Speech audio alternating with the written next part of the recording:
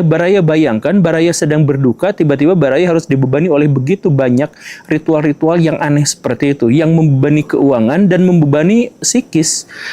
Dia tuh punya seorang ayah. Seorang ayahnya itu dalam situasi kritis di rumah sakit. Kemudian dokter itu datang kepada keluarga, ini udah sangat-sangat kritis, saya minta segera ambil tindakan, minta izin ke keluarga untuk ngambil tindakan operasi. Tapi kemudian keluarga itu bertanya, "Dok, emang kalau dioperasi bisa sembuh?" Dokter mengatakan, ya 50-50 lah. Kemungkinannya 50-50, kita juga nggak tahu apa-apa ya, dan ini mau urusan takdir ilahi, gitu kata dokter itu. Kemudian keluarga itu langsung memutuskan, ya udah kalau gitu nggak usah ngambil tindakan saja, nggak usah operasi saja. Kalau kemungkinannya 50-50. Karena apa? Karena uangnya daripada digunakan untuk operasi, mendingan digunakan untuk tahlilan yang sudah pasti.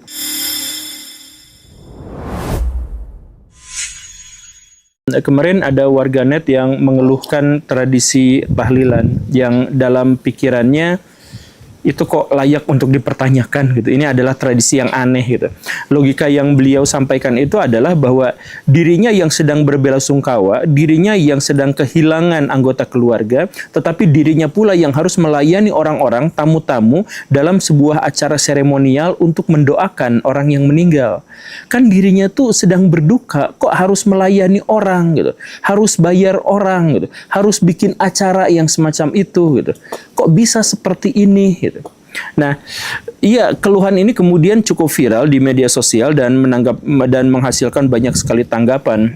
Saya jujur saja Baraya, saya sudah bikin video terkait dengan tahlilan ini di awal-awal ketika saya ngonten di episode ke-53 kalau tidak salah. Baraya cek saja. Di situ saya jelaskan bahwa sebagian orang yang menyelenggarakan tahlilan itu adalah para penista agama. Beneran para penista agama. Kenapa seperti itu?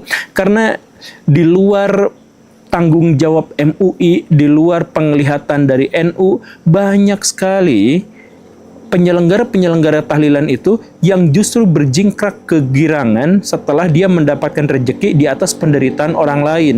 Baraya tahu nggak, di beberapa wilayah, di sekitar wilayah saya saja, itu ada orang-orang yang tahlilan itu dijadikan bisnis. Jadi kalau ada orang yang meninggal, langsung didatangi oleh panitia masjid atau panitia apa gitulah ya.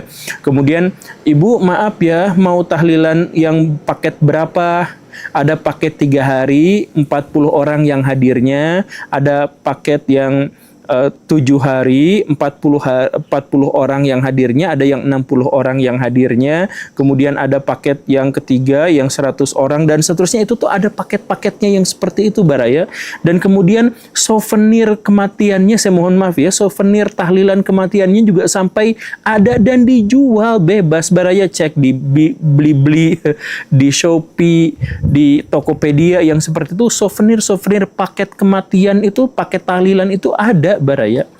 Jadi ini tuh menjadi sesuatu yang miris. Sekali lagi ya, Baraya bayangkan, Baraya sedang berduka, tiba-tiba Baraya harus dibebani oleh begitu banyak ritual-ritual yang aneh seperti itu, yang membebani keuangan dan membebani psikis.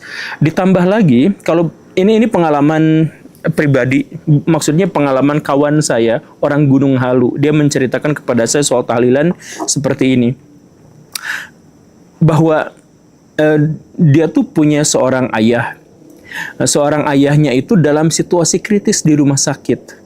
Kemudian dokter itu datang kepada keluarga, ini udah sangat-sangat kritis, saya minta segera ambil tindakan, minta izin ke keluarga untuk ngambil tindakan operasi.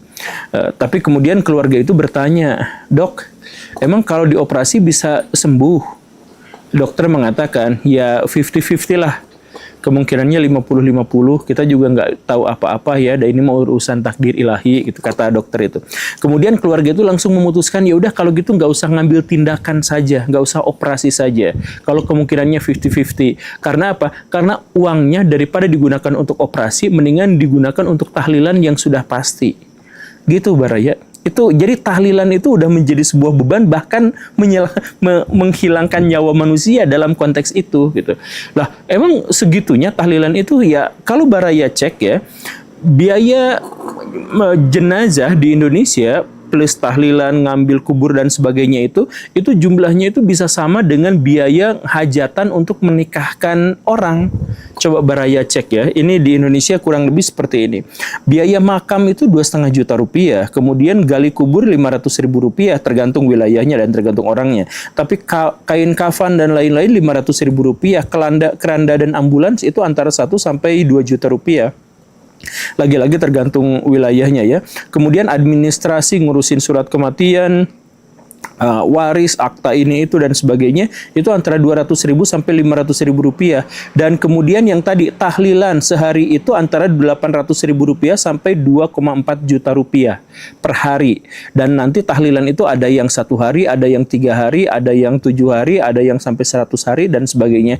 Kalau per harinya itu antara 800 ribu rupiah sampai 2,4 juta rupiah, Baraya silahkan hitung bagaimana besarnya beban dari orang yang justru sedang berbelasungkawa pada waktu itu juga. Dan itu lagi-lagi ya, saya mohon maaf, dibisnisin. Baraya cek di Shopee, Baraya cek di Tokopedia, itu ada souvenir tahlilan, souvenir kematian dan sebagainya, tuh udah ada jadi ajang bisnis. Nah, di sini kita nggak melihat peran MUI, peran NU dan sebagainya untuk mengedukasi masyarakat gitu. Setidaknya berempatilah terhadap keluarga orang yang meninggal dunia gitu. Kan susah banget. Dan ketika saya misalkan ngobrol sama orang-orang NU, orang-orang MUI terkait dengan hal ini, mereka tuh bukan bahas tentang sisi kemanusiaannya, bukan ngebahas tentang bagaimana etikanya, tapi ngebahas ini fikihnya kalau menurut Wahabi gini, kalau menurut NU begini. Ini bukan soal Wahabi atau NU, ini soal kemanusiaan gitu. Ada orang yang berbelasungkawa dan dia justru diwajibkan dalam konteks dorongan atau tuntutan sosial untuk menyelenggarakan semacam hajatan gitu. Ini masalahnya begini. Nah, saya justru malah disodori bukunya itu adalah sejarah tahlilan yang menunjukkan bahwa tahlilan ada di dalam agama Islam dan sebagainya. Enggak, Baraya, gini lah ya. Tahlilan itu gak ada dalam ajaran agama Islam. Itu adalah akulturasi kebudayaan. Itu adalah boleh, itu sah, itu dipersilahkan. Tetapi disesuaikan dengan tuntutan zaman, disesuaikan dengan nilai-nilai kemanusiaan. Sekali lagi ya, itu bukan sesuatu yang sakral. Itu adalah bagian dari akulturasi kebudayaan. Nah, ini justru malah dijadikan senjata. Kalau kamu misalkan ikut tahlilan berarti NU, kalau tidak berarti kamu Wahabi. Betapa asobiahnya, begitu fanatik golongannya gitu. Sampai mempermasalahkan masalah kemanusiaan, dipakein dalil-dalil fikih kelompoknya, tetapi mengatasnamakan agama Islam. Ini saya sulit sih sebenarnya, tapi ginilah Baraya. Coba nanti sekarang Baraya bandingkan antara video saya penjelasan tentang sejarah tahlilan dengan buku yang sejarah tahlilan ini. Beda nggak? Saya jelaskan tentang bagaimana sejarah tahlilan itu. Saya sajikan dengan selengkap-lengkapnya dan senetral-netralnya. Jadi Baraya begini ya. Seperti yang saya jelaskan di episode ke-1041, dulu orang-orang itu punya agama yang relatif sama, yang bahasa modernnya disebut sebagai animisme, kepercayaan tentang adanya roh-roh yang mampu melakukan intervensi terhadap kehidupan material manusia. Jadi awal mula dari kepercayaan itu adalah mereka menganggap bahwa tubuh manusia itu terdiri dari jasad dan sesuatu di baliknya yang menggerakkan ini semua, yaitu kehendak, keinginan, atau nyawa, atau jiwa, atau roh, atau apapun itu. Nah, ketika jasadnya meninggal, jiwanya itu tidak ikut meninggal, jiwanya itu kemudian pindah atau bermanifestasi ke benda material yang lain, atau dia kakalayangan saja, berbentuk roh gitu. Makanya di sebuah episode yang belum saya tampilkan kepada Baraya, saya menjelaskan tentang bahwa kematian itu adalah konsepsi yang baru sekali dipahami oleh manusia modern. Jadi manusia baru mengalami kematian itu sejak tahun 1950-an, karena baru setelah itulah kita mengenal istilah mati secara medis gitu. Yaitu hilangnya kesadaran dan hilangnya fungsi-fungsi biologis manusia secara permanen gitu. Nah, itu tuh definisi modern, tetapi di zaman dulu tuh orang tuh tidak percaya adanya kematian. Tidak percaya bahwa kesadaran itu bisa hilang. Bahkan definisi kematiannya pun itu adalah terpisahnya roh dengan jasad gitu. Artinya si roh itu masih berkesadaran, dia tuh tidak mati, dia tuh masih ada gitu. Itu kepercayaan orang-orang zaman dulu gitu.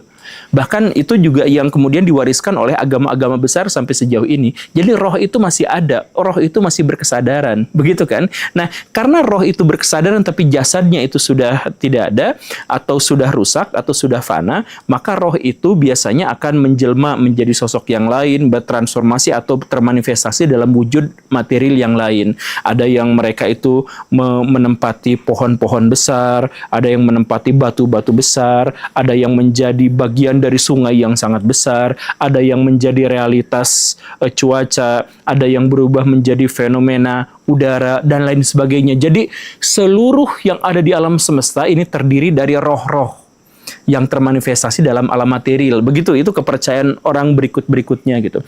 Nah, mereka itu percaya bahwa roh-roh itu kan ada yang baik dan ada yang buruk. Karena dulunya kan manusia. Manusia juga ada yang baik, ada yang buruk kan? Roh juga seperti itu. Nah, jadi kalau ada roh yang baik, kemudian menempati sebuah pohon besar, kemudian kita lewat di sana, bisa saja kita tuh diberikan berkah olehnya. Tetapi justru kalau yang menempati pohon itu adalah roh jahat, bisa aja kita mendapatkan kutukan, karma buruk, atau justru mendapatkan musibah-musibah, kan begitu. Nah, makanya orang-orang di zaman dulu itu kemudian mencoba untuk menerjemahkan kapan roh ini akan menjadi baik, kapan roh itu menjadi jahat, dengan perhitungan kalender, yang kemudian dalam bahasa orang-orang Austronesia itu kemudian dikenal dengan nama weton. Jadi weton itu untuk menghitung sebenarnya kapan roh itu menghasilkan sial, kapan roh itu menghasilkan keberuntungan. Kalau kita lewat di siang hari pada hari ke-5 dan ini sesuai dengan weton saya, apakah ke arah barat itu adalah roh jahat atau roh baik dan sebagainya, itu tuh dihitung. Dan ini pun sebenarnya tidak sepenuhnya spekulasi mistik gitu. Ini dikaitkan dengan fenomena alam. Coba bayangkan, kalau kita melihat ada bintang Waluku, Orion, bintang Waluku yang muncul di subuh hari menjelang fajar, maka disitulah awal mula kita bercocok tanam. Karena apa? Karena roh hujannya memang muncul pada saat itu. Jadi fenomena alam langsung dipahami, oh itu adalah keberuntungan karena roh hujan akan muncul pada saat itu. Keberuntungan itu adalah kalau kita harus cepat-cepat membajak sawah pada waktu itu. Begitu kurang lebihnya. Jadi setiap maghrib, oh ada fenomena apa, dicatat, dan sebagainya. Karena mereka itu percaya bahwa roh baik ada di posisi ini, roh jahat ada di posisi ini, ada di arah seperti ini, ada di arah seperti itu, dan sebagainya gitu. Nah, yang jadi masalah adalah manusia-manusia itu seringkali mendapatkan kehidupan mereka itu random waktunya. Kan saya misalkan sudah bisa menghitung nih, arah utara itu keberuntungannya kapan kalau saya melaluinya gitu. Itu udah ada hitungannya, udah ada hitungan wetonnya. Tapi kalau manusia lahir misalkan, manusia lahir pada hari itu kan nggak bisa diatur. Atau misalkan meninggal pada hari itu kan nggak bisa diatur. Nggak bisa diatur sesuai dengan hitung-hitungan arwah-arwahan itu, begitu kan? Nah, makanya mereka kemudian menyelenggarakan yang namanya selamatan. Atau apapun istilahnya di zaman dulu ya, karena selamatan itu adalah istilah Islam. Jadi kalau Baraya baca bukunya Agama di Jawa, karya Clifford, seorang antropolog kesukaan kita, dia tuh menjelaskan bahwa inti dan kebiasaan awal dari ritual-ritual Jawa itu adalah selamatan. Jadi selamatan itu macam-macam Baraya, ada selamatan kelahiran, ada selamatan sunatan, ada selamatan pernikahan, ada selamatan pindah rumah, ada panen, membangun rumah, ada kematian, dan sebagainya itu ada selamatan. Karena apa? Karena ketika manusia menjalankan sesuatu yang sebenarnya sudah diketahui mana yang sial dan mana yang beruntung, tetapi kehidupannya random, susah ini matinya kan, kita manusia matinya random, lahirnya juga random waktunya gitu ya. Gak sesuai dengan weton-weton yang seperti itu, gak bisa dikotret gitu. Nah, makanya bikin selamatan. Jadi, hari apapun, hari apa sekalipun, kalau kita sudah menyelenggarakan selamatan, maka kita tuh akan mendapatkan karma baik. Karena selamatan itu artinya nyogok pada roh-roh itu. Misalkan, saya nggak boleh berjalan-jalan ke arah utara pada hari Sabtu. Tidak boleh. Tapi saya berkebutuhan untuk itu. Saya kan pasti apes. Nah, lalu bikin selamatan. Selamatan itu isinya apa? Ada orang yang berkumpul, ada orang yang berkumpul itu berdoa, kemudian memberikan sesaji, dan kemudian mengajukan pengharapan. Kan begitu. Nah, itulah esensi dari selamatan. Nah, tahlilan itu dalam bukunya Clifford Gert itu adalah bagian dari selamatan. Jadi acara selamatan itu sekian banyak. Nah, salah satunya itu adalah tahlilan. Jadi tahlilan itu memang bukan berasal dari Islam. Tahlilan itu adalah berasal dari tradisi orang pemuja roh, yang kemudian diterjemahkan sama orang Islam itu disebut sebagai pemuja setan, begitu kan? Karena memuja roh gitu. Itu dari dulunya memang sudah seperti itu gitu. Nah, kemudian ketika zaman Hindu-Buddha, orang Hindu-Buddha relatif mentolerir itu.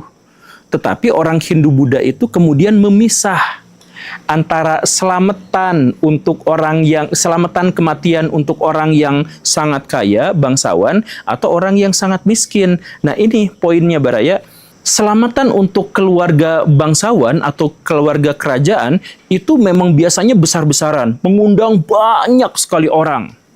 Tapi uangnya 100% adalah dari keluarga. Karena orang kaya, disebutnya srada.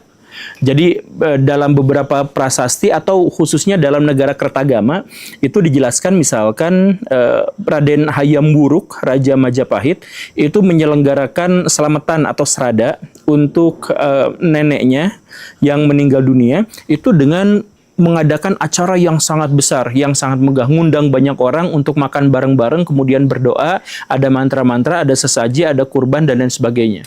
Begitu. Nah, tapi juga ada untuk orang miskin, untuk orang menengah ke bawah.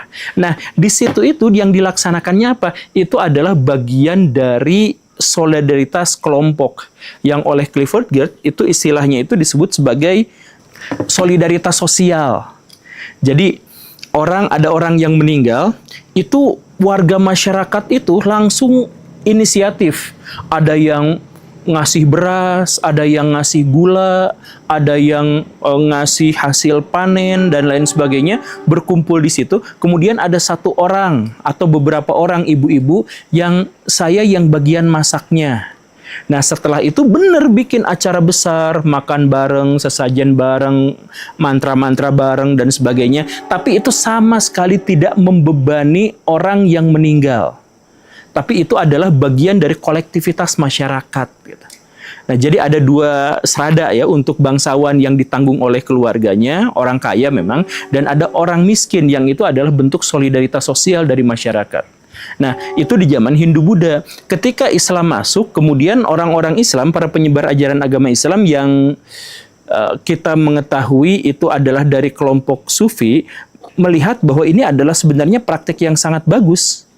Karena ini bagian dari solidaritas masyarakat gitu. Itu ada gotong royongnya, ada kebersamaannya, ada kerjasamanya, ada tenggang rasanya, ada saling berempatinya. Betapa ada orang yang menjadi berduka karena kerabatnya meninggal dunia, lalu didatangi oleh keluarga, dikasih beras, dikasih gula, dan lain-lain, kemudian masak bareng, makan bareng untuk mendoakan. Itu kan sebenarnya bagus. Maka sama orang-orang di zaman dulu, para penyebar ajaran agama Islam, ini tuh kemudian prakteknya dibiarkan tetap seperti itu, tetapi ritualnya diganti mengarah kepada ajaran Tuhan. Jadi bacaan-bacaannya menjadi tahlilan gitu ya. Kemudian praktek-praktek yang misalkan menyembelih kurban dengan cara menyakitkan si hewannya itu diganti, dan seterusnya gitu.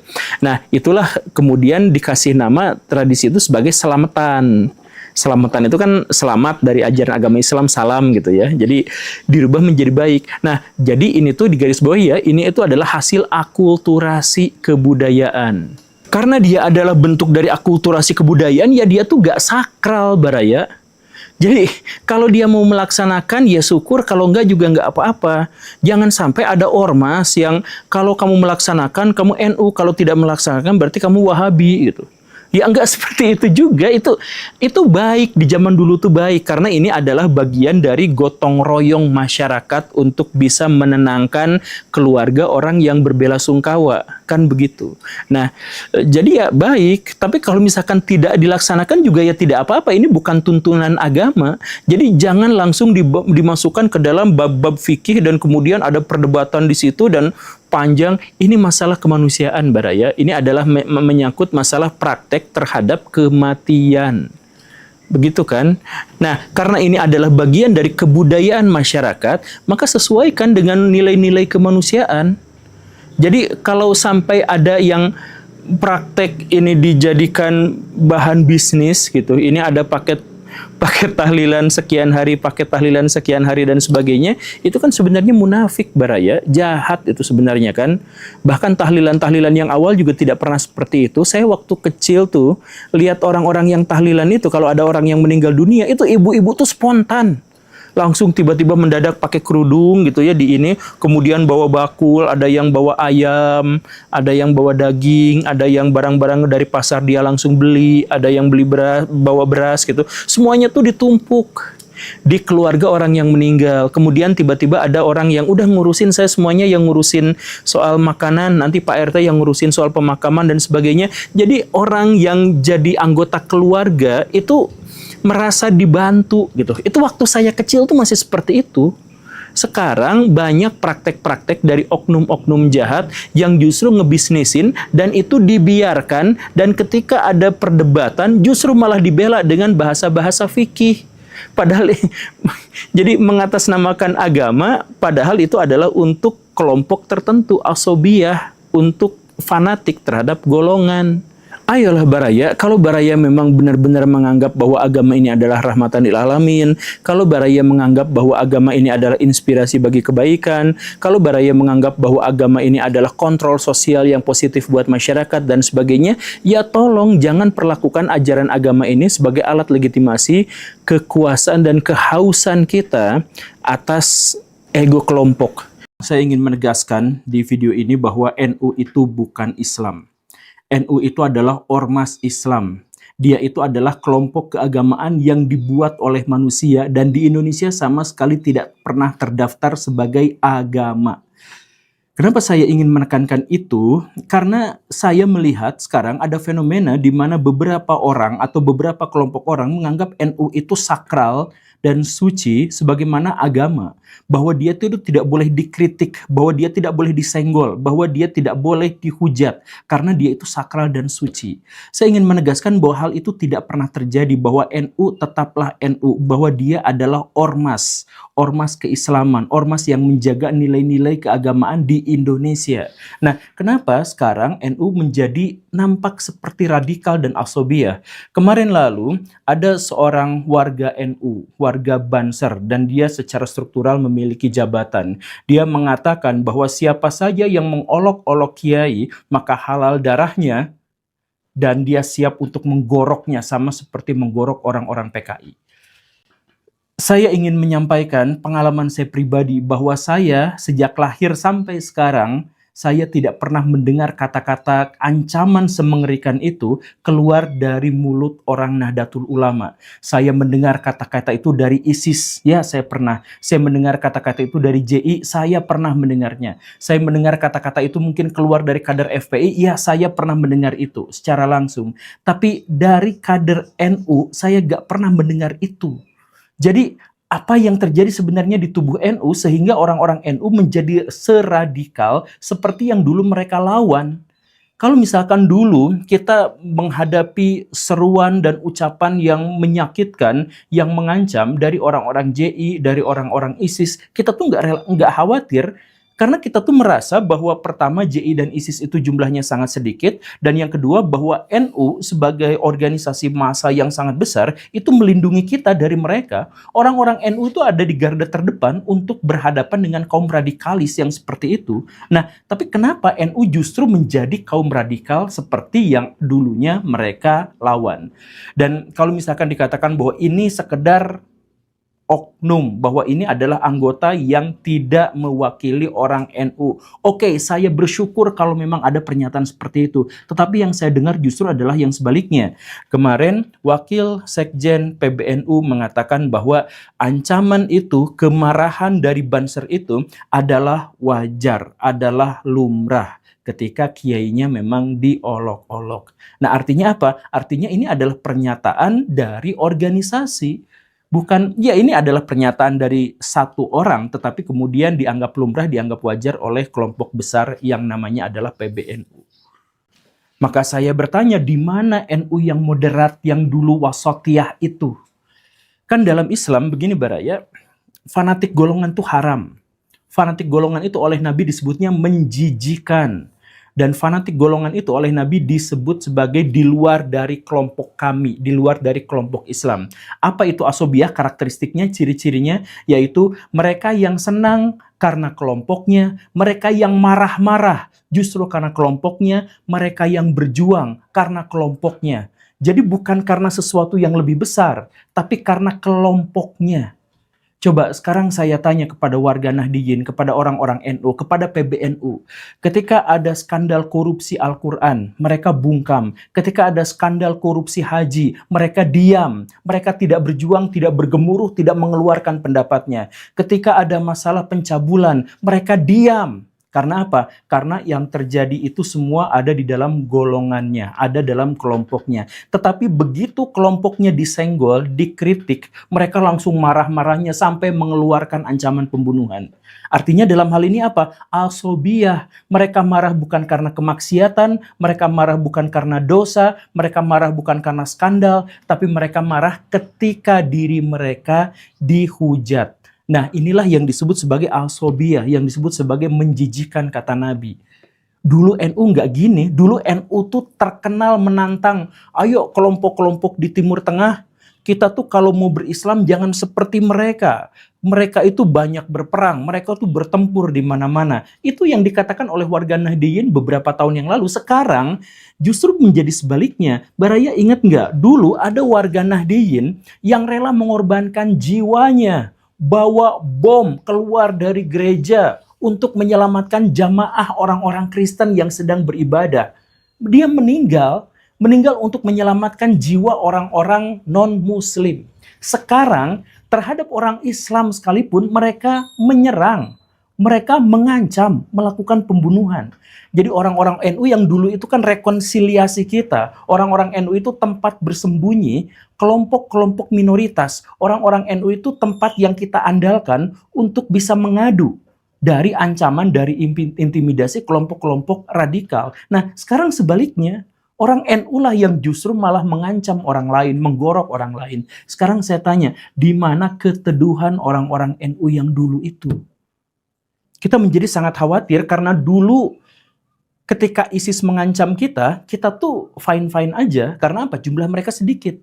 Ketika JI mengancam akan membom kita, kita tuh fine-fine aja karena kita tahu mereka tuh sedikit. Tetapi sekarang ada 100 juta orang NU yang jangan-jangan menjadi lebih radikal.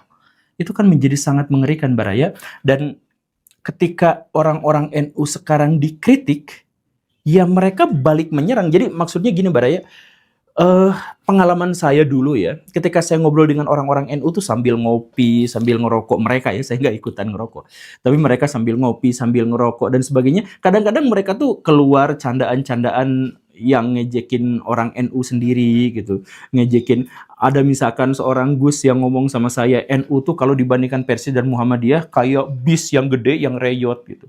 Jadi besar ininya, jumlah orangnya besar, organisasinya juga besar, tapi jadi agak lambat kalau dibandingkan dengan Persis dan Muhammadiyah yang bisa selap-selip. Nah, ya misalkan celetukan-celetukan semacam itu tuh biasa banget di kalangan Gus, di kalangan Nahdliyin, dan sebagainya. Dan obrolan itu tuh bisa aja disampaikan. Sekarang, kalau misalkan kita mau mengkritik orang-orang NU, mereka bikin syarat, banyak syaratnya.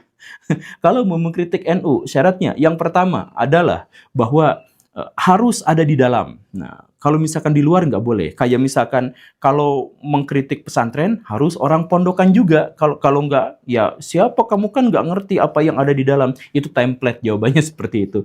Kemudian yang kedua, bahwa harus mengikuti ulama bersanad.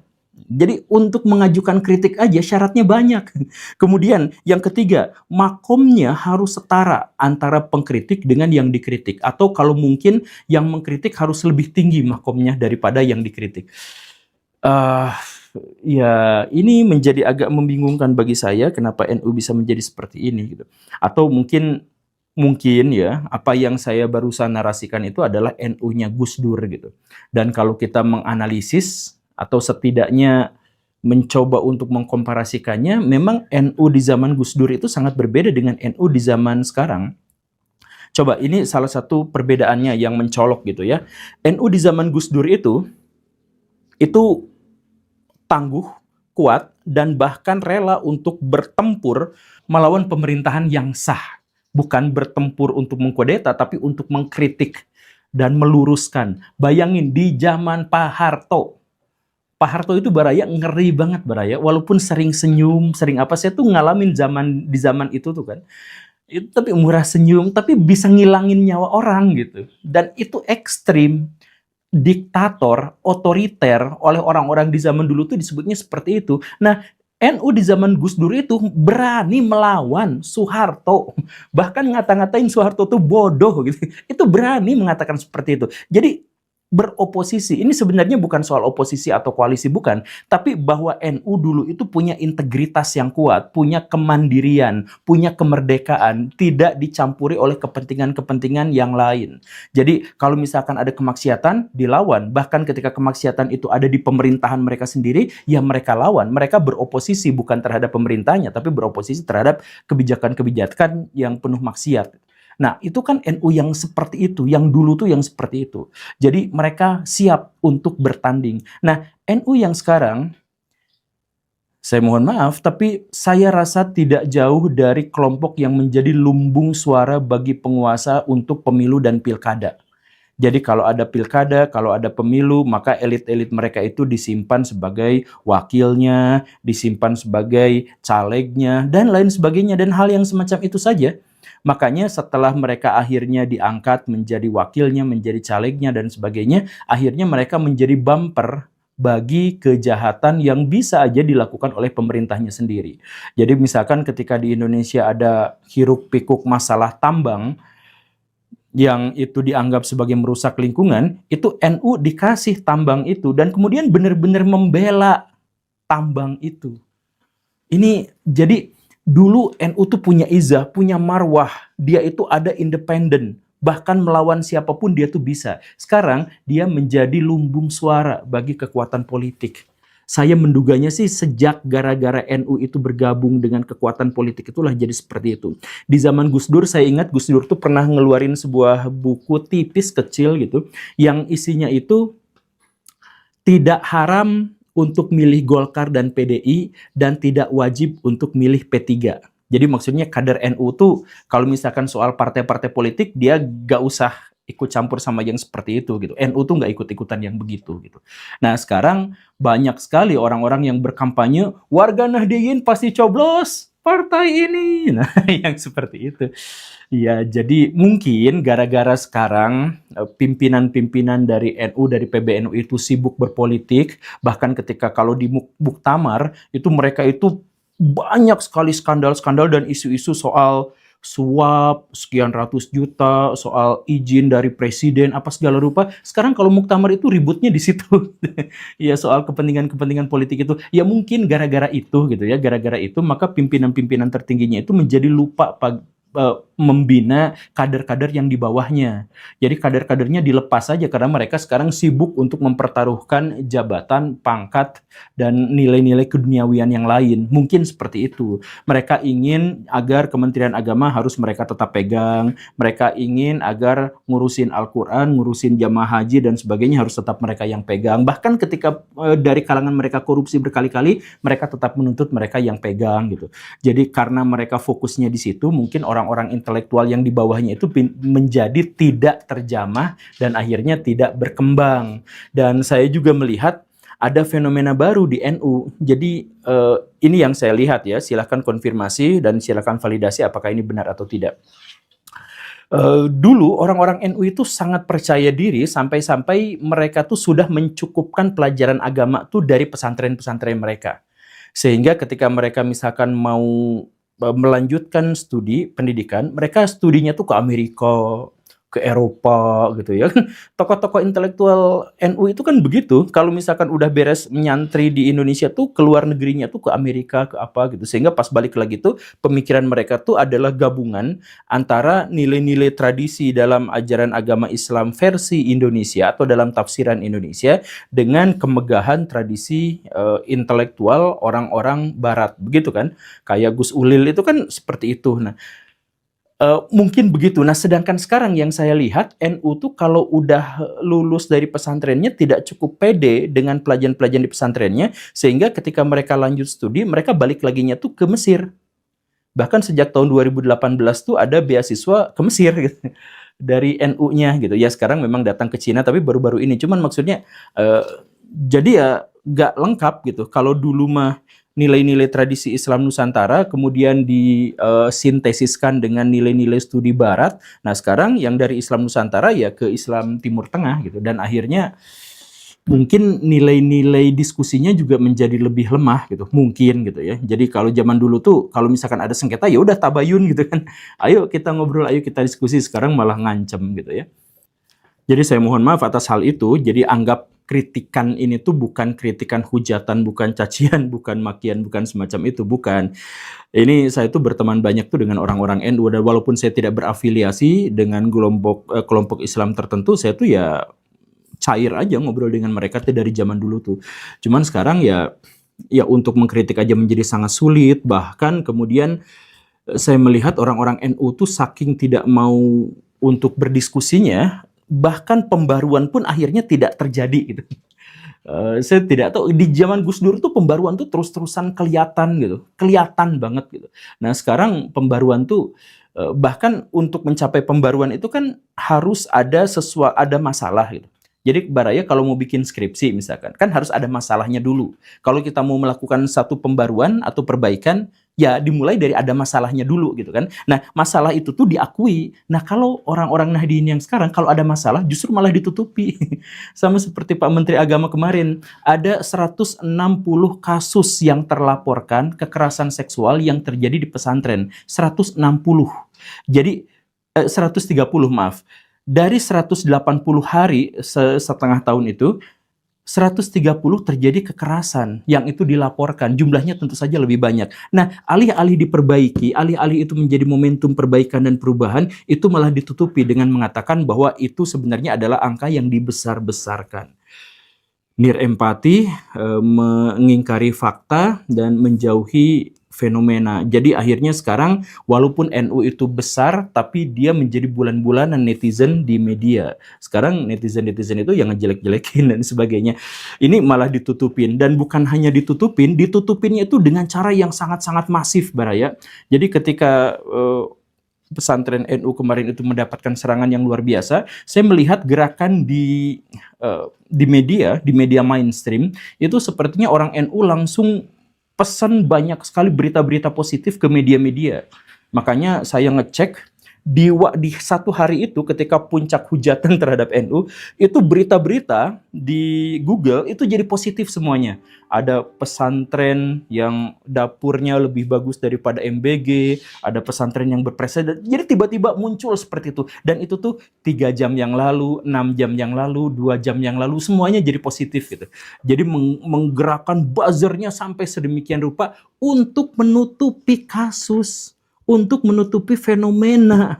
Sampai akhirnya sekarang pesantren yang rubuh yang menyebabkan meninggalnya banyak sekali santri di sana, tidak ada kelanjutan soal pengusutan, tidak ada kelanjutan apa, ya karena semuanya ditutupi. Bahkan Pak Presiden sendiri harus dihubungi untuk mengatakan bahwa dirinya pernah mondok di Lirboyo gitu. Ini Baraya, saya mohon maaf ya, ini ada masalah, ini ada kejahatan, ini ada kemaksiatan yang sangat besar. Diperbaiki, please diperbaiki, bukannya malah ditutupi. Kalau misalkan mencoba ditutup-tutupi terus, maka NU itu pada akhirnya akan ditinggalkan oleh jamaahnya, akan menjadi bahan bulian masyarakat, dan kemudian akan tidak lagi memiliki marwah dan martabat di depan masyarakat. Saya pikir puncak kemegahan dan kejayaan Nahdlatul Ulama di Indonesia itu terjadi di era Orde Baru. Pada waktu itu, anggota Nahdlatul Ulama tumbuh menjadi sangat-sangat besar, sangat-sangat banyak. Dan mereka kemudian memiliki pengaruh yang menggurita di setiap lini masyarakat. Dan bahkan mereka memiliki bergening di pemerintahan, sampai ke pemerintahan pusat. Betapapun mereka tidak terlibat secara langsung dengan kekuatan-kekuatan politik. Prinsipnya pada waktu itu adalah bahwa mereka bisa bekerja sama dengan siapapun, mereka bisa berkolaborasi dengan siapapun, tetapi tidak bisa disetir oleh siapapun. Bahkan ketika itu adalah pemerintah sekalipun. Orde Baru pada waktu itu bahkan menjadi bulan-bulanan dari kritik yang keras dan tegas serta tajam dari aktivis-aktivis Nahdlatul Ulama. Saya pikir pada waktu itu tidak ada yang berani sekeras orang-orang Nahdlatul Ulama terhadap pemerintahan Pak Harto. Bahkan Gus Dur itu berani menulis Pak Harto itu bodoh gitu. Itu gak ada orang selain Gus Dur dan selain orang PBNU yang berani mengatakan seperti itu di puncak kejayaannya Pak Harto.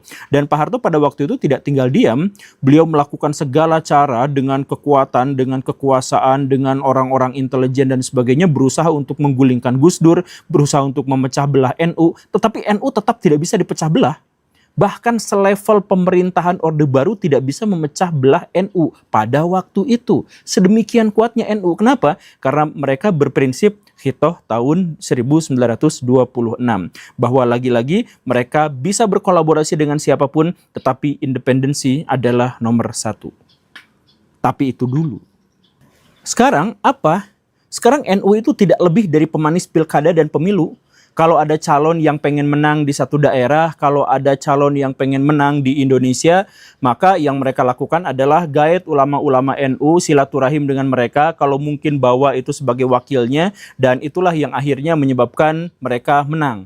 Jadi ya hanya dijadikan sebagai pemanis saja bagi perpolitikan di Indonesia. Ada Pak Ma'ruf Amin, ketua PBNU, ya langsung dibawa jadi wakil presidennya. Nggak apa-apa, nggak ngapa-ngapain, cuma dipajang aja fotonya di situ doang. Yang penting legitimasinya didapatkan dari warga-warga Nahdliyin. Kan begitu. Ya tidak lebih dari itu saya pikir. Jadi dulu itu benar-benar mampu untuk memporak-porandakan arogansi dari pemerintah Pak Harto. Sekarang ya pilkada ikut sana, ikut joget-joget, ikut dangdutan, kiai-kiai ya seperti itu. Saya mohon maaf, tetapi saya pikir itu adalah sebuah fakta. Dan apalagi kemarin levelnya bahkan jauh lebih rendah lagi dari sekedar pemanis buat kepentingan politik. Yaitu apa? Konsesi tambang. Dulu kan saya bikin video dan saya adalah salah satu orang paling awal di Indonesia yang mengatakan konsesi tambang diserahkan kepada ormas keagamaan itu tujuannya adalah agar ormas-ormas itu bisa menjadi bumper bagi kepentingan-kepentingan pemerintahan yang sebenarnya tidak sejalan dengan kepentingan rakyat. Tambang-tambang di Indonesia itu kotor. Kita tuh tidak mempermasalahkan tambangnya, kita tuh mempermasalahkan pengelolaan tambangnya. Jadi pengelolaan tambang di Indonesia itu sebenarnya racun Baraya. Kalau misalkan Baraya mau cek, misalkan tambang nikel di Halmahera. Di Halmahera itu, sejak tambang diberlakukan di sana, itu ekonomi naik sampai 20%. Tapi orang-orang miskin juga ikut naik. Coba Baraya pikirkan, bagaimana ceritanya ekonomi naik sampai 20%, tapi orang miskin juga naik dari 79.000 orang sampai ke 84.000 orangan. Kenapa bisa seperti itu? Ya karena apa? Karena ekonomi yang naik itu hanya untuk menaikkan kekayaan dari orang-orang yang sudah kaya saja, oligark saja, sedangkan fakir-fakir miskin itu semakin terinjak-injak. Dan NU dalam hal itu kemudian datang bukannya untuk membela rakyat, tapi membela oligarki. Dia datang kemana-mana berkampanye bahwa kan tambang itu tidak dosa, kan tambang itu harus kita eksploitasi demi kepentingan rakyat. Kepentingan rakyat apa yang dimaksud? Pak Ulil dan teman-teman PBNU itu kepentingan rakyat mana yang dimaksud? Cek datanya. Orang-orang miskin di daerah pertambangan itu semakin miskin, semakin melarat. Anak-anak jadi tantrum, banyak yang cacat di situ. Yang menjadi semakin kaya itu siapa? Oligark, penguasa-penguasa daerah, kepala-kepala desa, koruptor-koruptor yang ada di sana. Iya itulah.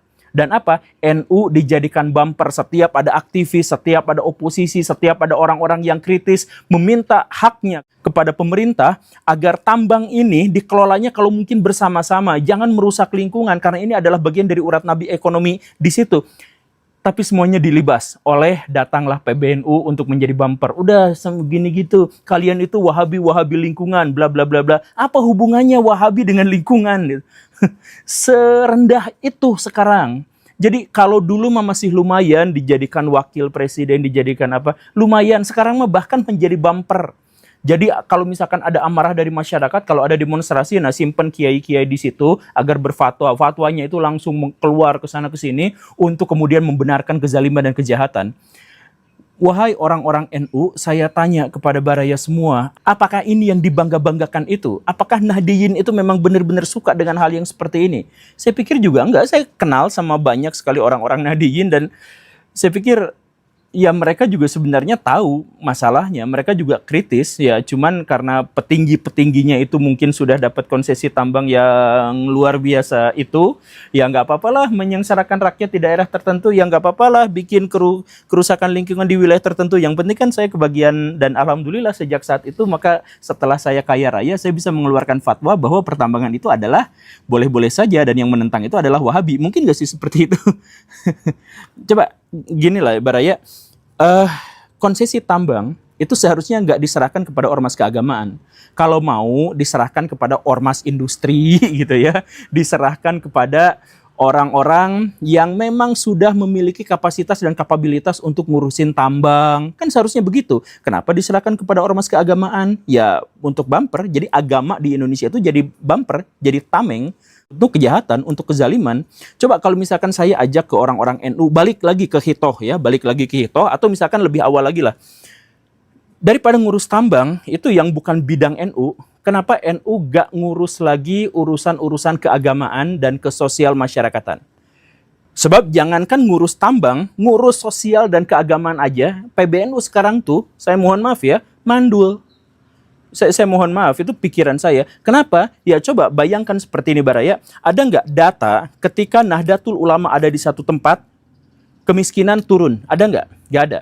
Ada nggak data yang menyebutkan ketika NU berkuasa dan menjadi mayoritas di satu tempat, maka kemaksiatan turun drastis? Ada nggak data di situ? Nggak ada. Ada nggak data yang menyebutkan ketika PBNU ada di satu tempat atau warga-warga Nahdiyin ada di satu tempat, di situ kiai-kiainya berjubel banyak sekali di situ, kemudian angka pembunuhan semakin sedikit, angka pencurian semakin sedikit, angka pencabulan semakin sedikit? Ada nggak data-data yang seperti itu? Nggak ada. Ya karena memang nampaknya tidak berpengaruh apapun, tidak berdampak apapun. Kenapa? Karena Nahdiyin nggak lagi bahas hal-hal yang seperti itu. Nahdiyin sekarang bahas masalah tambang, masalah politik, dan bagaimana caranya agar mereka bisa dikasihani oleh politisi-politisi dan pengusaha-pengusaha besar. Coba kalau misalkan ya, saya balik lagi nanya seperti ini. Dulu selevel Soeharto nggak bisa memecah belah PBNU. Sekarang muncul Habib Rizik doang, itu langsung NU pecah belah.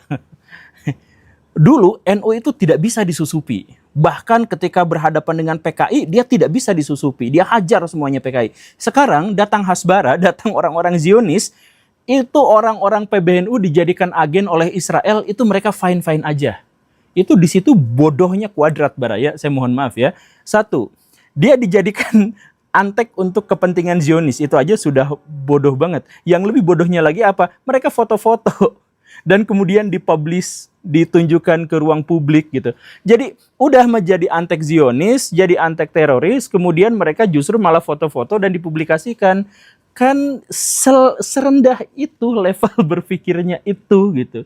Kok ya iyalah dipecah belah pasti bisa, disusupi sekarang pasti bisa ya, karena di sana sudah tidak ada lagi izah. Saya pikir, saya mohon maaf ya, sudah tidak ada lagi izah. Dan sebaliknya, jangankan kemuliaan, jangankan kebanggaan, sekarang saya balik tanya kepada Baraya, sesuatu yang berhubungan dengan keburukan oknum-oknum beragama, maka hampir pasti itu berafiliasi dengan NU.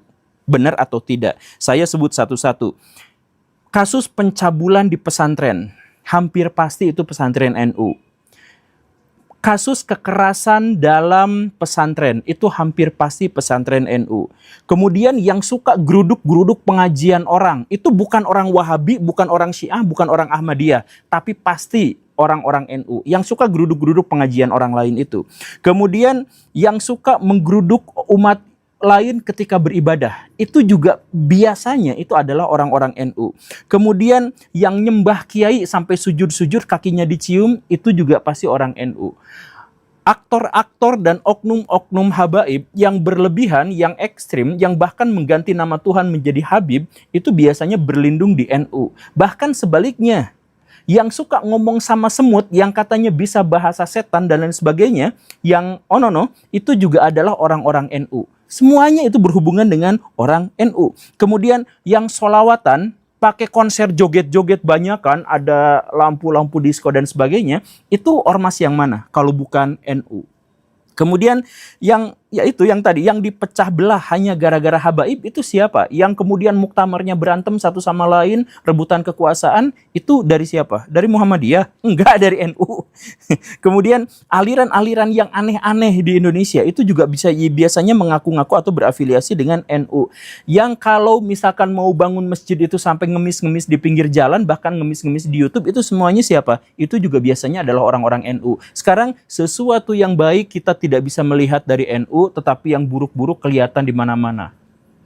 Ini kan cara pandang guru gembul aja melihat dari sesuatu yang negatif. Ya kalau misalkan bisa dilihat dari sesuatu yang negatif, berarti sesuatu yang negatif itu kan ada. Dan itu terlihat. Nah, jadi ayo introspeksi. Saya tuh sekali lagi ya, saya bukan orang NU garis bawahi, tetapi saya tuh adalah orang yang kagum sama tokoh-tokoh NU. Di zaman dulu, di zaman Pak Harto, saya itu adalah seorang penggila Gus Dur dengan berbagai pemikiran dan karomahnya. Saya tuh suka. Tapi karena saya suka pada tokoh-tokoh NU, akhirnya saya kecewa berat ketika melihat NU zaman sekarang, generasi sekarang, ketika mendapatkan tantangan semacam ini, jawaban mereka nggak akan jauh dari kalimat-kalimat yang sangat-sangat template, yaitu kamu emang ngajinya di mana? Belajar dulu sana. Kamu ikut ulama bersanad nggak? Belajar dulu sana. Nggak akan jauh dari itu kalau orang-orang NU berdebat. Iya kan? Ya sejauh itulah kemampuan mereka dalam membela diri gitu. Tunjukkan dalam wujud, dalam aplikasi, bukan dalam kata-kata.